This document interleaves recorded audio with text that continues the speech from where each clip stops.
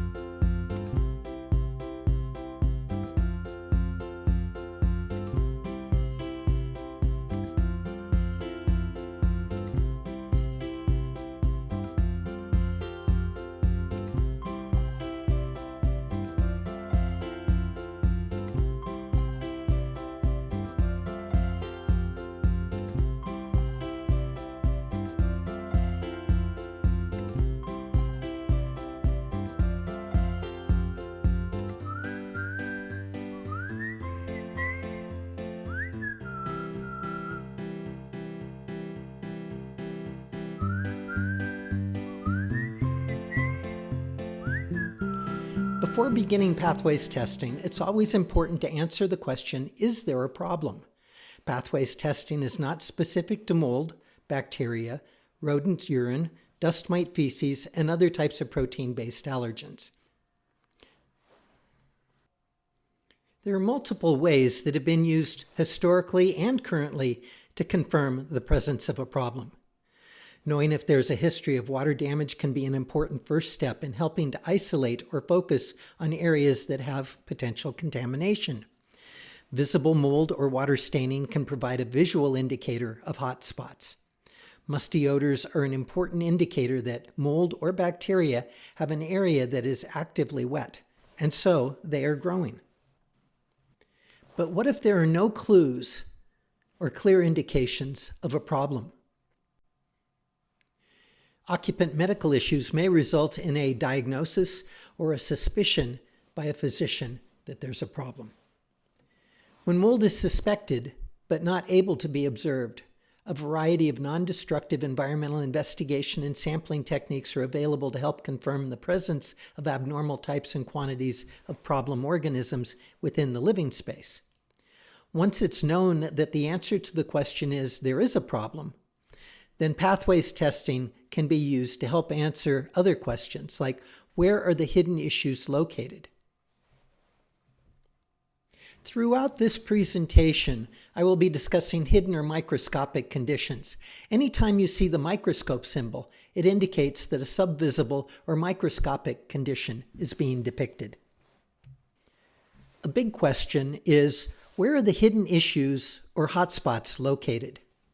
Pathways testing can also be used to help test for cleanliness by affirming when low levels of peptide bonds and proteins are present.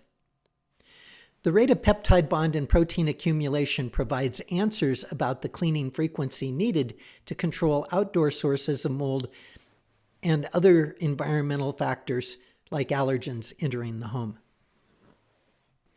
It also provides a monitoring gauge for helping to maintain a healthy home. Let's take a look at how this works. Hotspots are areas where mold or bacteria have grown. This is always because of excess dampness, humidity, or water damage.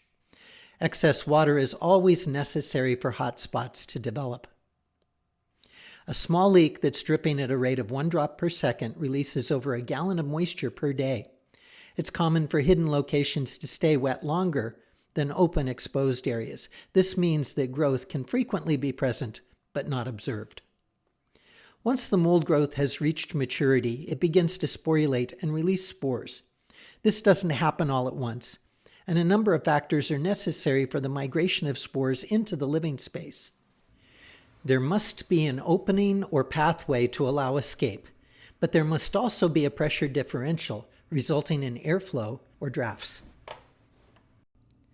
Spores and fragments become most friable after they've dried. When particles first begin to emerge from a wall cavity or other space and encounter a clean surface, they stick to that surface due to both electrostatic and molecular forces. As they accumulate, there comes a point where the particle load begins to neutralize the electrostatic and molecular forces. At this point, the contaminants can become re-entrained into the air and spread out further into the environment.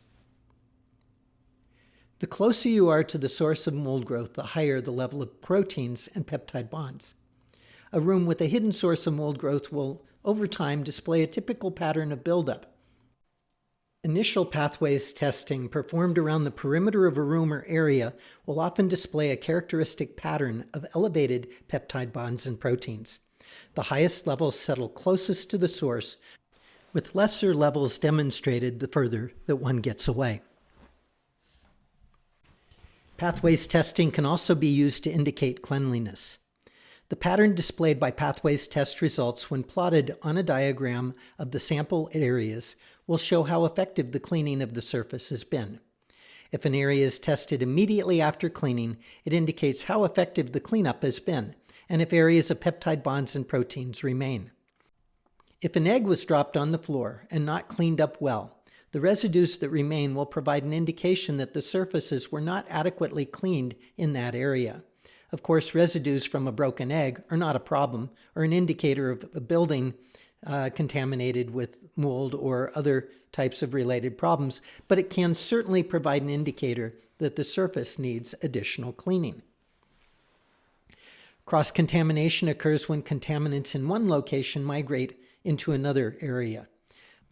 Moving a contaminated sofa from one area with mold growth to another area after it's accumulated elevated levels of spores can actually spread those contaminants into other rooms.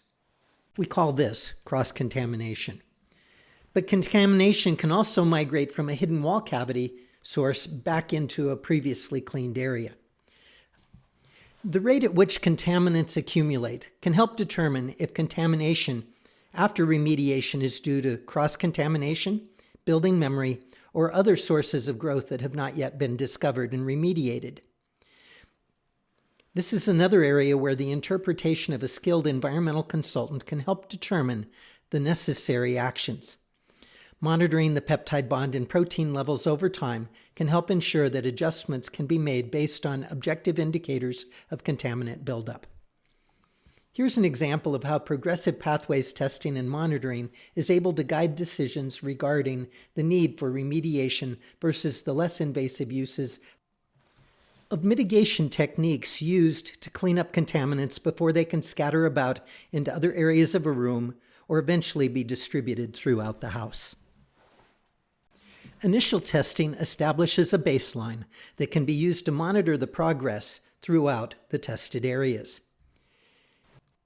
Cleaning should hit the reset button, but when elevated levels of contamination remain, it's either because the cleaning was ineffective or a hotspot remains with high enough levels of growth contamination migrating out in order to overcome the cleaning of that localized area. Allowing 1.5 to 2 weeks after the effective cleaning allows for additional migration from hidden areas to accumulate. The rate of buildup during this 1.5 to 2 weeks can help focus attention where it's needed.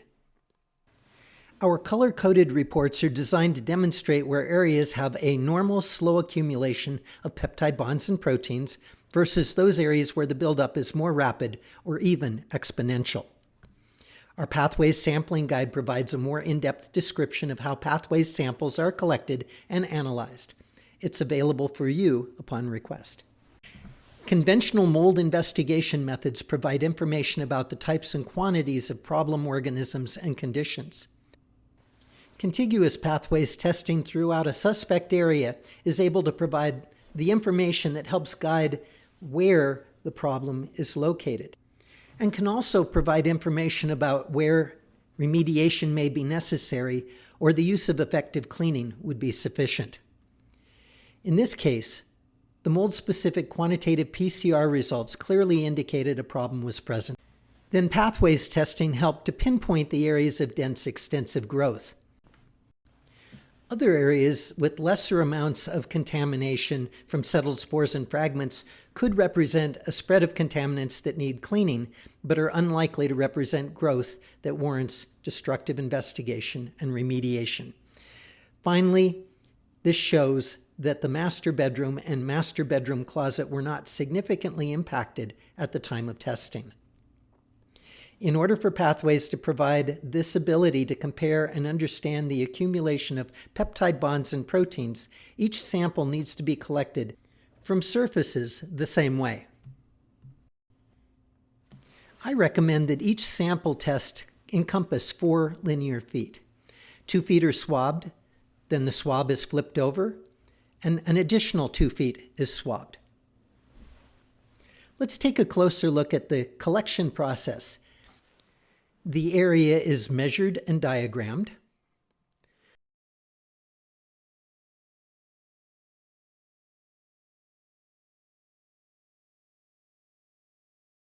The sample supplies are organized and the cellophane bags are labeled. Every sample is collected along the same 4 linear feet.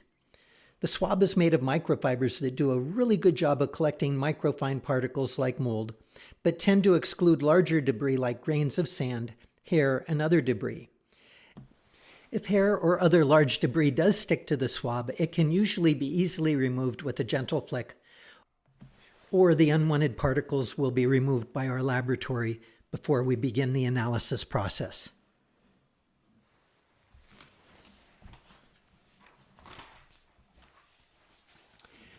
The swab is inserted into its labeled cellophane bag, sealed, and the diagram labeled and chain of custody filled out.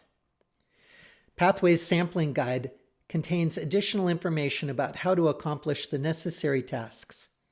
Once all the samples are collected, they are double-checked and assembled for shipment to our laboratory where they're processed using colorimetric analysis and spectrophotometry, which is explained in more detail in our sampling guide.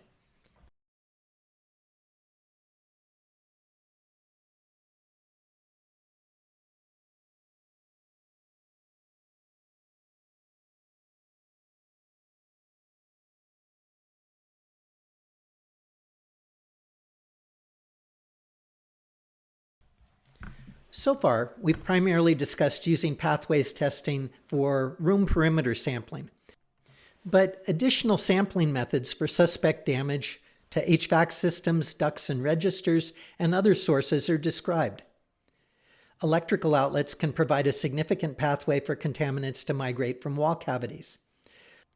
Of course, safety is always a concern, so if you're not knowledgeable in working around electrical equipment, sprinkler systems for fire suppression, HVAC systems, ladder safety, and other health and safety concerns, then consult with and utilize an appropriate professional.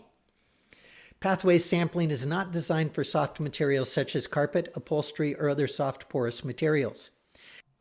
Detaching carpet to allow pathways sampling in the gutter under the baseboard should also be done with the assistance of appropriate experienced personnel. Tack strips can present sharp projections that can cause injury.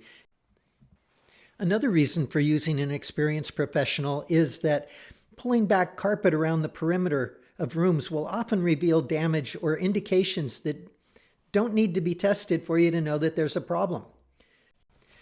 The interpretation of pathways sample results requires information about the history of the building, past remediation activities, when and how routine cleaning was performed, and when, if ever, has the home had a fine particulate cleaning. The video you're about to see is a shortened excerpt of a longer video that we make available that goes into more detail. HEPA vacuuming surfaces is a pre-cleaning technique that helps to remove dirt and debris while removing the fine particles from the airstream so that it won't be released back into the home. This is good, but it's not the whole answer. The use of microfiber cleaning cloths is needed to break those electrostatic and molecular forces to help effectively clean mold and other types of allergens from surfaces. You'll want to use well-tolerated fragrance-free soaps or detergents. A mixture of 5 drops detergent with a quart of water in a spritzer bottle is good for most of the cleaning that will be needed. If surfaces are especially greasy, such as is found in kitchens used for deep fat frying, it's necessary to use additional detergent-based surfactants. For a better understanding of what types of products to use and what types to avoid, as well as product suggestions, including a list of well-tolerated soaps or detergents, take a look at the construction cleaning and maintenance cleaning sections of our book, Prescriptions for a Healthy House, a practical guide for architects, builders, and homeowners. My co-author, Paula Baker-Laporte, and I packed this all-new 4th edition with almost 400 pages of information about creating and maintaining a healthy home. It's time to start cleaning. S-cleaning and edge cleaning are ways to quickly and efficiently clean large surface areas. Begin S-cleaning by working your way into the dirty area. The point with S-cleaning is to always keep the flat mop forward edge moving in the same direction. To do this, clean using an S-shaped pattern. Each time you change direction, use the swivel joint built into the head of the mop to rotate the flat mop head so that the leading edge always continues to move forward in the same direction. Overlap each stroke a little to avoid missing areas. The idea is to quickly clean each area, verify the effectiveness of the cleaning, then repeat the rounds of cleaning as many times as necessary to get the surfaces truly clean. You can judge how many rounds of cleaning are necessary by quickly glancing at the microfiber cloth after using it to clean approximately 40 square feet. Continue cleaning until the wipe is loaded with dirt and unable to hold any more. Strip off and discard the soiled wipe, then attach a new one. Apply several spritzes of cleaning solution and continue. Edge cleaning is an important cleaning technique for mold bacteria and other water damage related contaminants that are hidden in wall cavities. These contaminants over time work their way out of the nooks and crannies, and especially where a gap is present between the bottom edge of the baseboard and the top of the floor. They tend to build up more in the areas closest to where there are pathways that have released them.